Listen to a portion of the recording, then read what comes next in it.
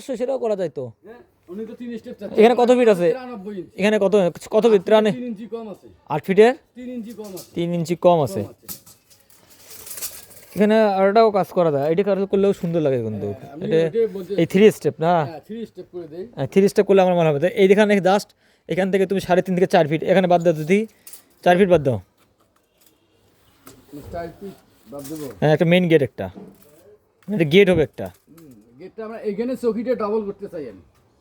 এই 4 ফিট। হ্যাঁ মানে এখান থেকে 4 ফিট এটা একটা ফাঁকা থাকলো, একটা গেট থাকলো, ওখান থেকে স্টার্টিং মনে করো শুরু। মানে ওখানে কত আছে দেখো তো পর্যন্ত।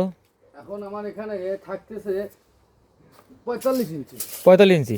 এখানে কোনো ধরনের ল্যান্ডিং হবে, এটা একদম এই রাউন্ড চলে যাবে, এটা একদম এখানে এখানে একটা লেয়ার হবে, চকির মতো হবে না, কাটা হবে, কাটা ঘুরে যাবে। ডাবল চৌকি হবে হুম হুম এখানে। হুম। এখানে যেমন এটা আমার চৌকি হলো, এটা 6 ইঞ্চি হয়েছে। এখান থেকে যদি আমি আরেকটা ধাপ নেই, এখানে আগায় নেই, এই 6 ইঞ্চি আমার ধাপটা কিন্তু আগায় আগে 6 ইঞ্চি আরো বাড়বে। 6 ইঞ্চি আরো আছে। উপরে উঠতেছে। উপরে ওঠার পরে যদি আমি যাই এখানে, তখন আমার এখানে একটা 3 স্টেপ দেখা যাবে। দেখা যাবে।